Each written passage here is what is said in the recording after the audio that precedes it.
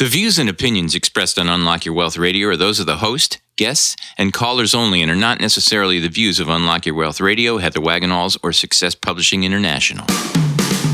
More willpower than a barefoot woman at a shoe sale. Able to stretch a single paycheck for an entire month. Makes money concepts easier than third grade math. Introducing your purveyor of prosperity, Heather Wagenhals. Work all day, stress all night. Take your mind off your money and focus on your life. Money don't matter or the stuff it bought. It's the way you think, not what you got, yeah. Unlock Your Wealth Radio starts now. Get your money mind. Unlock Your Wealth Radio is sponsored in part by Audible.com. Get a free audiobook download at heathersfreeaudiobook.com and click on the link to over 150,000 titles to choose from for your iPhone, Android, Kindle, or MP3 player. Welcome, everyone. Thanks for stopping by. We are so glad to have you. I'm Heather Wagenhals, flanked by my producer extraordinaire, Michael Terry. Hello, folks. And we will help you get your money mind right on today's show with the following great features. What do you got? Well, what do you got? Oh, ooh. Keep talking. Okay, so we're going to do this thing called the Keys to Riches, but the person who I gave that responsibility of introducing it does not have them. Well, the show today is, the key today is practicing the 3 R's. There we go. And it ain't reading, writing, and arithmetic. There you go. Yes. And actually, I think that the 3 R's are evolving. I think that there should be like a 4th R. Oh, really? Yeah. Huh.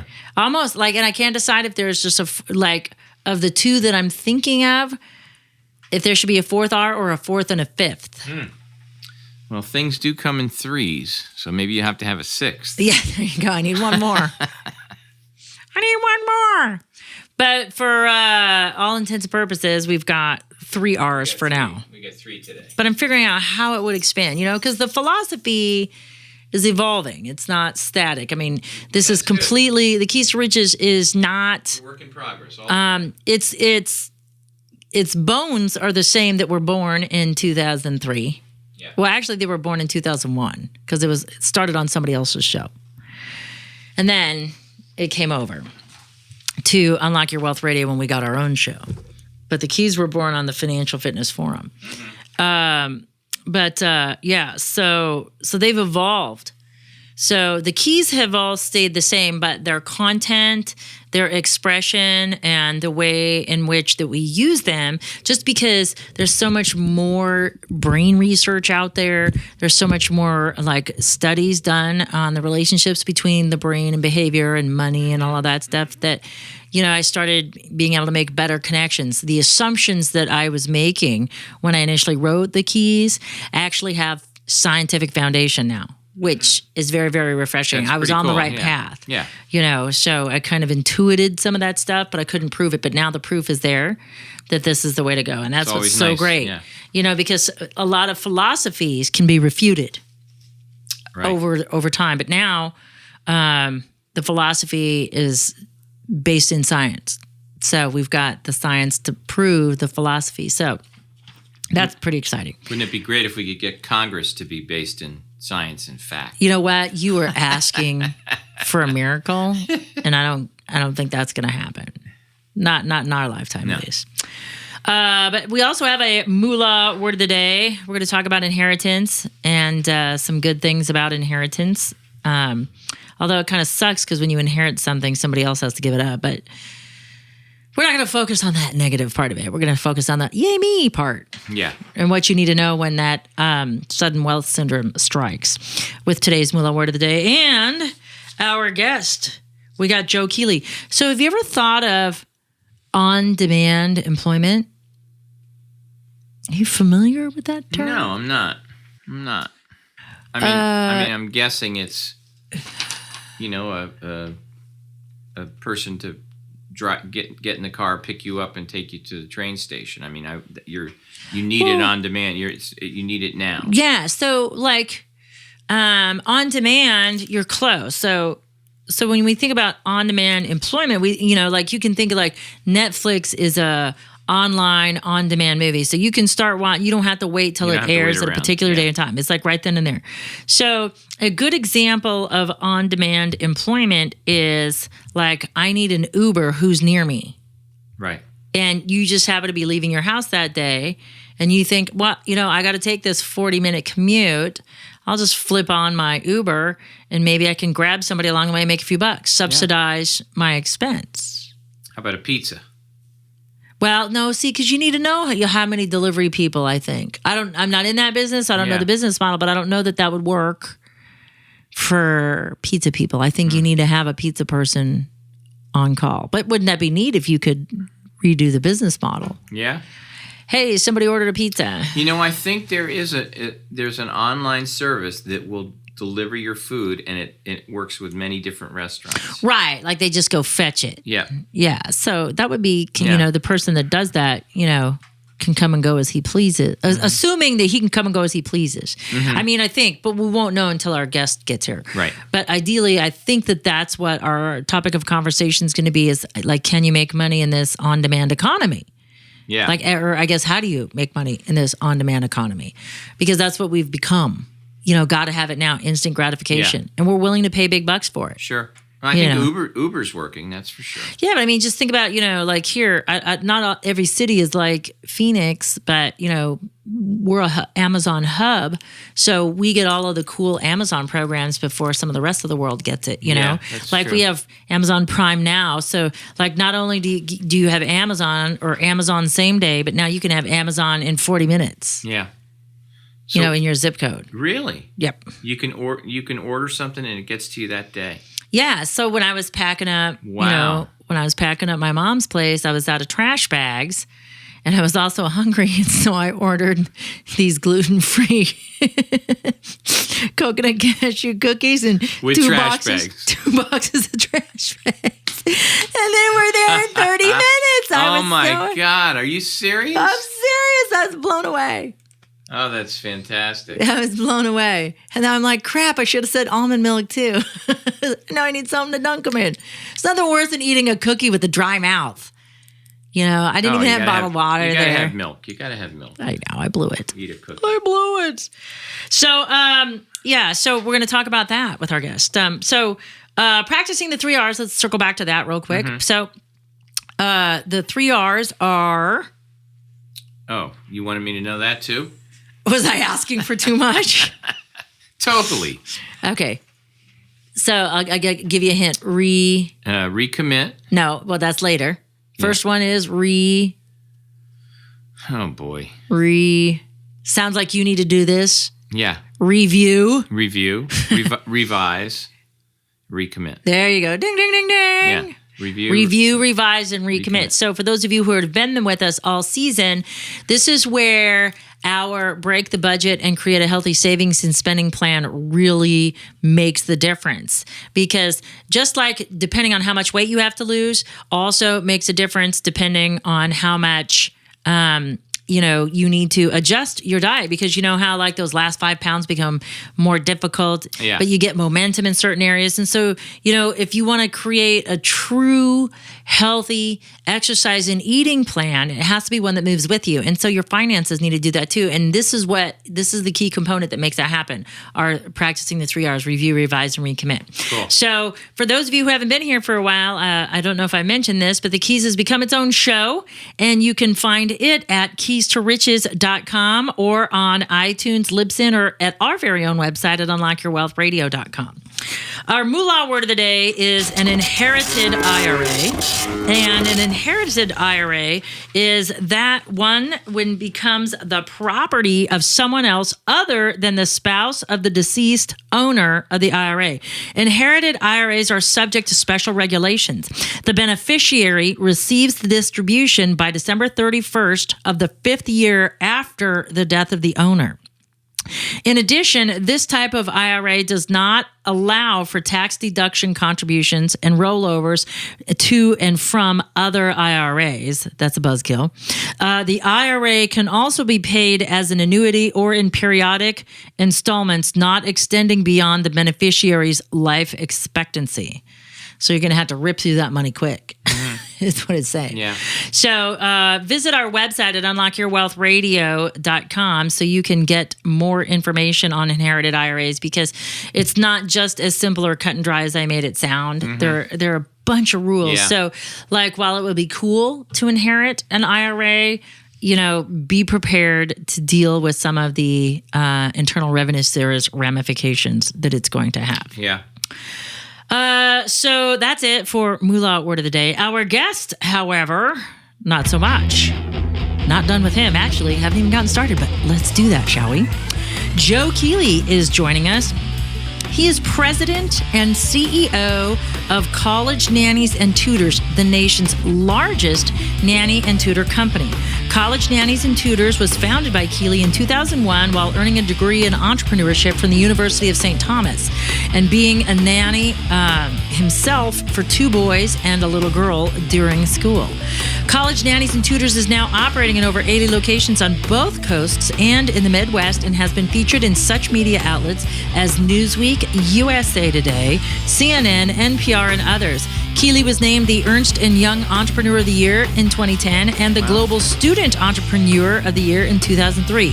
One of the top 25 under 25 to watch by Business Week magazine, and one of the 20 under 30 who will change the world by Citizen Culture magazine. One of Minneapolis's Business Journal's Young Entrepreneurs, and 40 under 40, all of that accomplished by age 29. Pretty amazing. He also finds time, in addition to earning all of those accolades, to work as a volunteer, and he's also a certified accelerator trainer and a frequent college lecturer. So he has got quite the repertoire. He is also a board member of the Children's Theater. He's a past president of the Minnesota chapter of Entrepreneurs Association, yada, yada. Wow. Let's just say he's super fabulous. Yeah. That sounds great. He's going to talk to us about the on-demand economy and on-demand employment, specifically about that. So, Joe, welcome to Unlock Your Wealth Radio. We're excited to have you on today's show. Well, thank you so much. It's great to be here.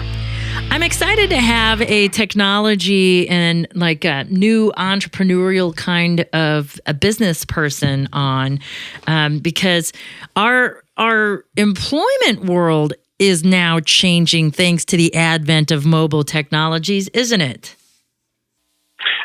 It sure is. It seems like the customer side of things has changed quite a bit, but the employment world has pretty much been the same almost since the Industrial Revolution. You work from 9 to 5, and that's that. But it's being turned on its head right now.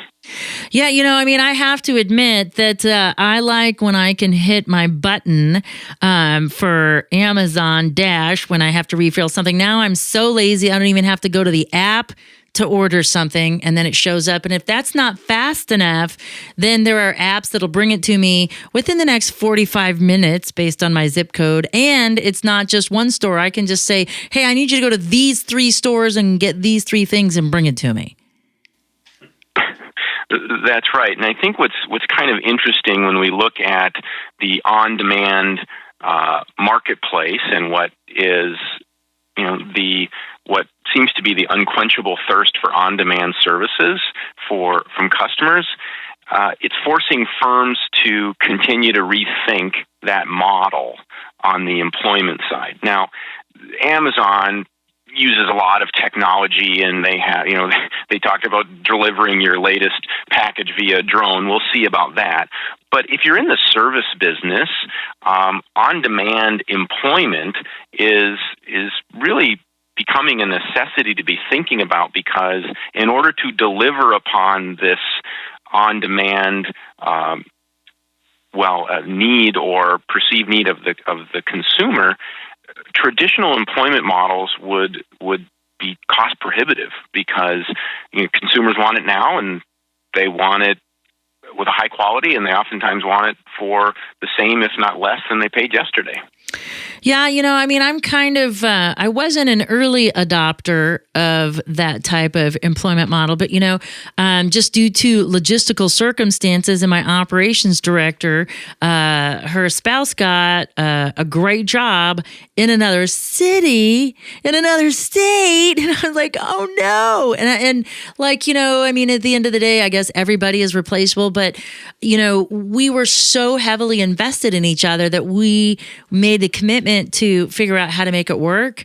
And it's great as an employer to be able to delegate and say, okay, but this doesn't need to be due right now, but this does. And, with her 3 kids, she's able to work around her family and still give her kids attention and kind of be a stay-at-home mom, but she's just a work-from-home mom, and she was able to maintain all of the benefits and salary and perks and all of that good stuff, while being able to be virtual. Not having to come in and punch a clock 9 to 5. For her, it created an amazing lifestyle for her to be able to have her cake and eat it too, by having the job that she loves and adores and be able to be with her kids at the same time.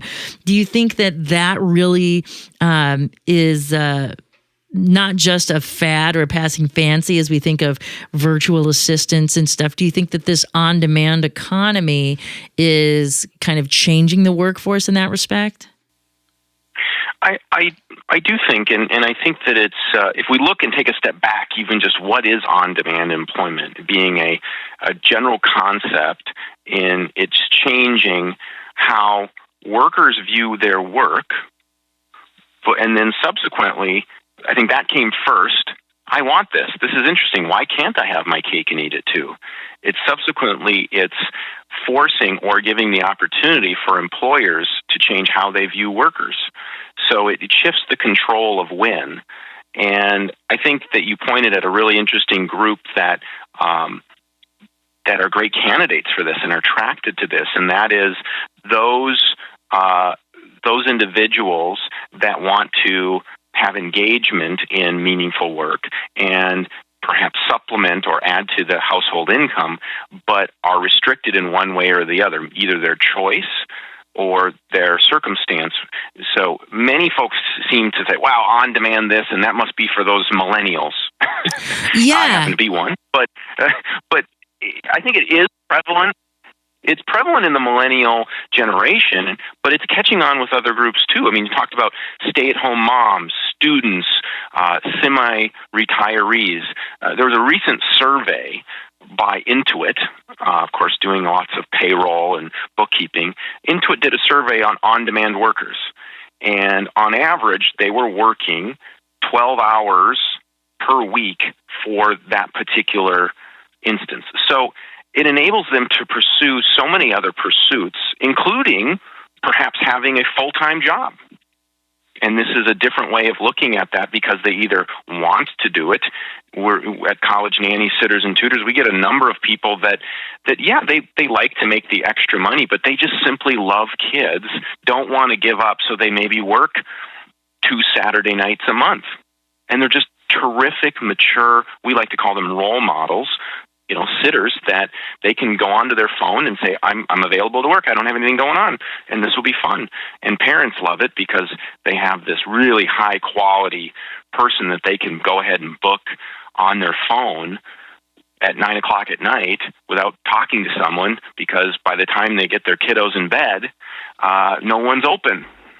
Yeah. I mean, just, that idea of, how many Ubers are in my area right now ready to drive me where I want to go. Yeah.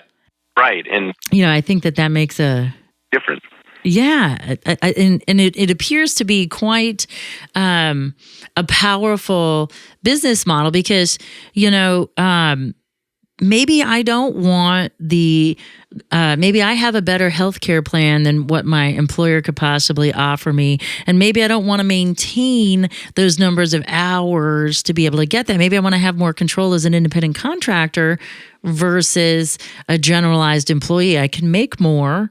I can write off more of what I do as an independent contractor. So, So I've got now I can operate as a business person as an independent contractor because I'm making the profit, the full profit of what it is that I do. And then I can pick and choose how I, pay my taxes and how I expense items and things like that. I think that from an entrepreneurial perspective, I remember when I saw Brian Tracy speak years ago, probably before you were born, since you're admitting to be a millennial. And I know. And he said that you're not an employee, you're president of Me Inc. And that always kind of stuck with me no matter who I was working for. So I adopted that independent contractor mentality, even though I was working for someone else. But I realized that I really needed to be an entrepreneur because I didn't like the choices and options benefits-wise that were presented to me. And I felt like I was being gouged. So I got to, have better control as an independent contractor.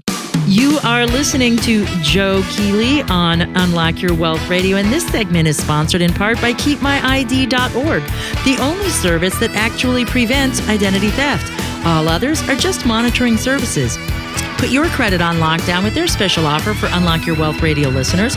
Visit unlockyourwealthradio.com/keepmyid to enroll and protect your financial future now. Remember to use promo code WAGS. So, Joe, how does one decide? Obviously, if you're a consumer of these products, it makes it pretty simple. I need a tutor or I need a nanny in your case, and I need it, in the next 30 to 45 minutes. So I flip on my technology and I locate somebody based on their proximity and I can pick and choose. But how does somebody decide, okay, this is how I want to operate for my financial future? I want to make this work in my world because I have a crazy class schedule. Let's say, I have 2 classes in the morning and I have a 6-hour gap before my night class, or, I have these early morning classes and, I just don't have the flexibility with my crazy school schedule to maintain a regular part-time job, waiting tables or something like that, running ballet, whatever it might be that we would traditionally seek as a college student or somebody with an unusual schedule. How does one decide to go about being one of these on-demand employees? Yeah, sure. That's really the job of our recruiters, our role model managers. We have locations across the country, and we're always looking. Part of this on-demand employment is we're always looking for not just additional labor, because you talked about independent contractors. We actually employ everyone directly. So when someone's weighing what's the best situation for them, they need to decide. There are some options out there. You have the Ubers of the world who are kind of right in the crosshairs of this. Are they employees? Are they independent contractors? But for us, everyone's talking about a shortage of labor. So we're out there talking about it, and I think there is, even though it is a trend, it's not quite mainstream or everyone is thinking that way. Because if we're all a product of where we came from, our upbringings, and the employment relationship between an employer and employee has been the way that it's been for decades. So there's some unlearning and some rethinking that we need to do. So it's funny, even when we talk to folks, I'm too busy for something like that. And we said, no.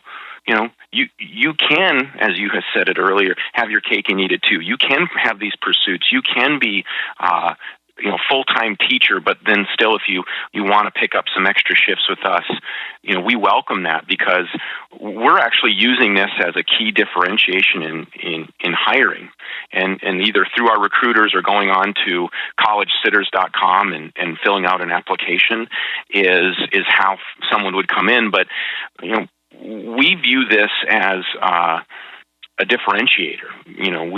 We look to find the best role models wherever they are and how often they want to work with us, and that this is a leg up, that we do offer this as an option to a traditional environment. And we've had some really, really positive feedback from that.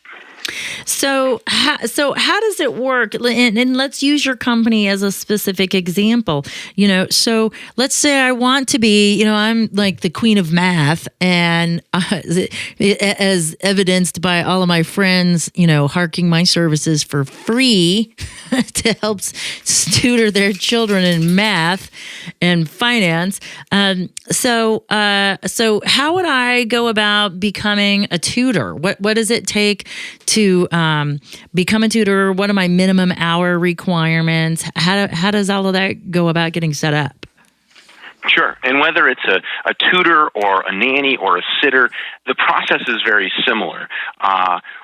Because we work with children and families, because it's just not as simple as, someone's near me, let's have them come over. There's safety that's important here. So we actually...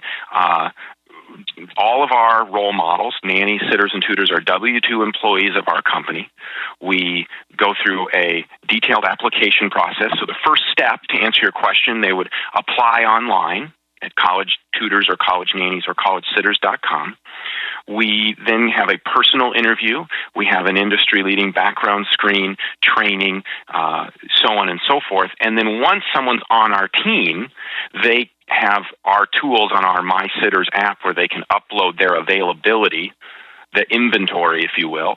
And then on the family side, we also have a process where we interview each family. We meet with them in their home to make sure safety is up to our standard on that side too.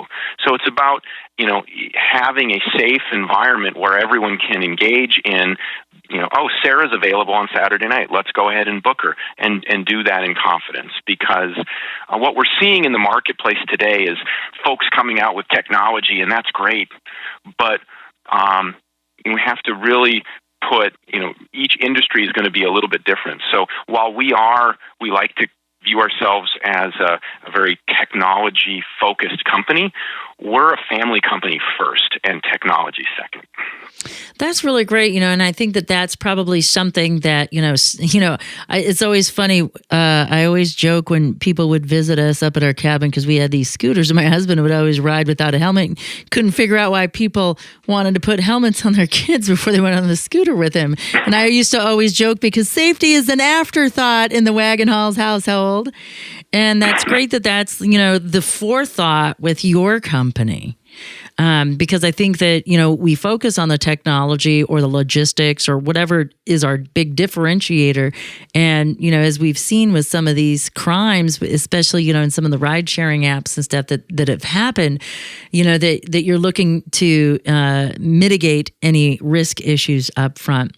If folks want to either use your services or become an employee of colleges, college nannies and tutors and sitters, I can't remember how it goes. So will you share your contact information and websites, please? Sure, I'd be happy to do that. And there's really three channels. It's either families that are interested in childcare education, and that would either be collegenannies.com, collegesitters.com, or college tutors.